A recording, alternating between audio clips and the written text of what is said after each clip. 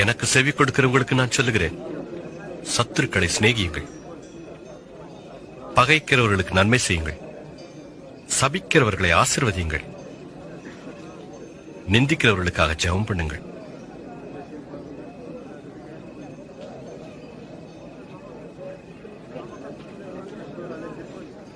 உன்னை ஒரு கன்னத்தில் அறைகிறவனுக்கு மறு கன்னத்தையும் காண்பி.